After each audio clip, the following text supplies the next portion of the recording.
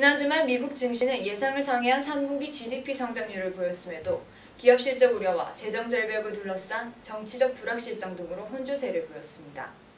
반면 유럽 증시는 스페인 부실 자산 및 실업률 증가와 미 3분기 성장률 예상치 상회 소식으로 나라별로 소폭 등락을 보였습니다. S&P의 등급 하향 영향으로 프랑스 은행주들의 주가는 동반 하락하는 등 전반적으로 지난주에는 미국 기업들의 실적 악화와 2년 7개월 만에 IFO 기업 신뢰지수가 바닥까지 추락한 독일의 경제지표 부진, 스페인 불확실성 지속 등으로 투자 심리가 악화된 한 주였습니다. 국내 증시에서 외국인들은 주식을 순매도했으며 최근은 룩셈부르크와 노르웨이 자금이 유입됐습니다. 지난주에는 무디스가 스페인 카탈루냐를 포함해 5개 주정부의 신용등급을 강등했으며 한때 피치가 미 국가 신용등급을 강등할 것이라는 루머가 있었으나 피치는 2013년까지 현 신용등급을 유지할 것이라는 입장을 표명했습니다. BS투자증권 이두원 상무로부터 지난주와 이번 주 국내외 금융환경 변화에 대해 들어봅니다.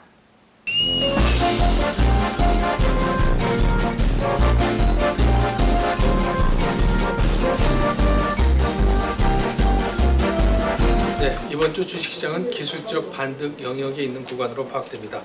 그러나 시장의 체력이 많이 약화가 된 만큼 그 반등이 있더라도 그것은 제한적일 수밖에 없을 것 같습니다.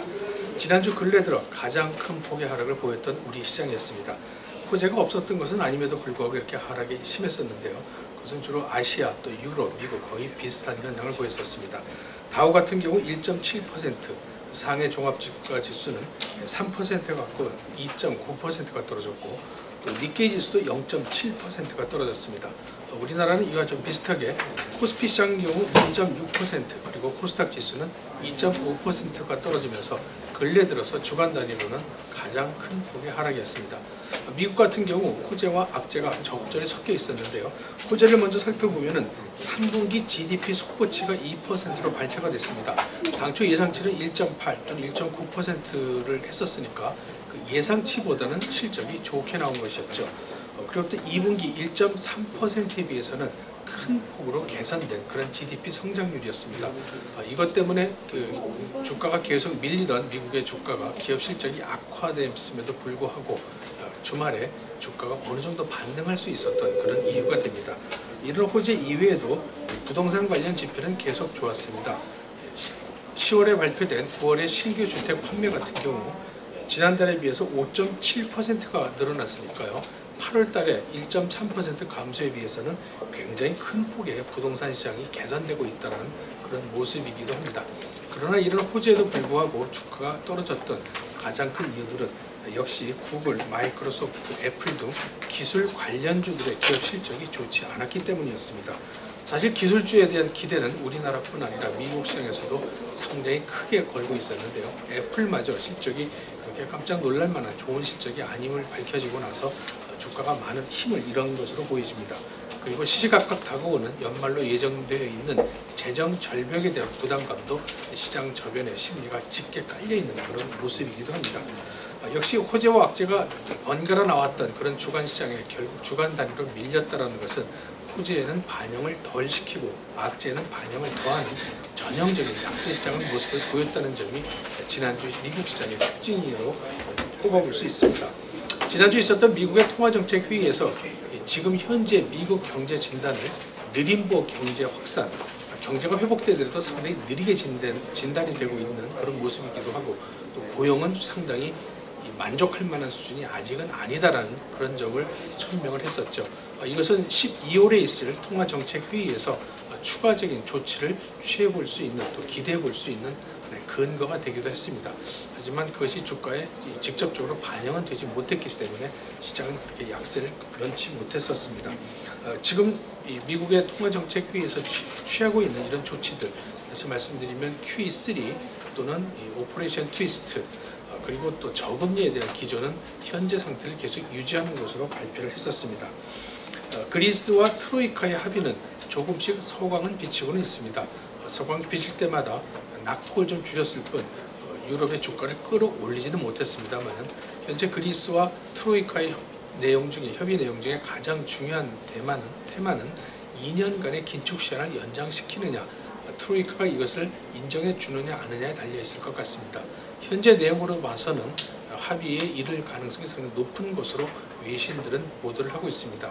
일단 그리스는 135억 유로라는 긴축안을 의회에 제출을 했고 그리스 의회가 11월 중순경에 이것을 허가를 할 것 같습니다. 의회에서 결정을 할 것 같습니다.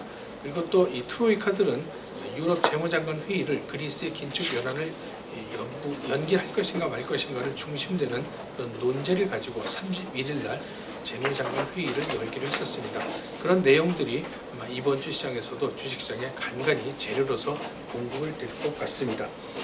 하지만 유럽의 블루칩 지수라고 볼 수 있는 스톡스 50 지수는 지난주에도 하락이 1.7%나 됐었습니다. 그만큼 미국, 유럽, 아시아 전체 시장이 약세를 보였던 지난주 시장이라고 요약될 수 있습니다. 아시아 시장은 환율 절상으로 대부분 하락 장세를 면치 못했는데요. 이런 환율 절상은 아시아 주요 통화인 홍콩, 그리고 중국, 우리나라, 일본에 대한 통화들이 전부 약세를 보였던 가장 큰 이유는 미국의 통화 확대 정책이었습니다. 미국의 QE3로서 달러를 확대를 시키자 달러가 강세가 되면서 달러가 약세가 되면서 다른 나라 아시아 통화들은 오히려 강세로 전환하는 그런 모습을 보였는데요. 이러한 아시아 각국의 통화가 강세로 되게 될 경우에 수출을 주력으로 하고 있는 홍콩, 우리나라, 중국 같은 경우 상당히 어려움에 처할 수밖에 없을 것 같습니다. 이런 것이 주식시장에 그대로 반영이 됐고 아시아 주가가 상당히 맥을 못 춘 그런 이유가 됐습니다. 실제로 우리나라도 그렇고 중국도 그렇고 외국인들의 매도는 상당히 공격적인 이런 모습을 보였던 것이 아시아 시장이었습니다. 희망적인 사항은 중국의 경기가 서서히 바닥을 확인한다는 그런 뉴스들입니다. 사실 3분기 GDP 성장률이 7.4%로서 예상치 거의 부합되는 조치였었는데요. 지난 분기 7.5%보다 오히려 떨어진 성적이었습니다만은 이걸 바닥으로 해서 4분기부터는 경제 성장률이 확대 쪽으로 바뀔 가능성이 높다라는 전망이 시장을 지배하면서 어떤 희망적인 이런 모습을 보였습니다만은 주가에 반영이 되지는 못했습니다. 그것은 아까 말씀드린 대로 실질적으로 수급에서 역시 매도 공세가 많이 컸었던 그런 이유라고 보여집니다. 이번 주에 가장 주목할 내용들은 11월 초에 있을 미국, 중국의 제조 관련 PMI 지수 또 ISM 지수라고 보여집니다.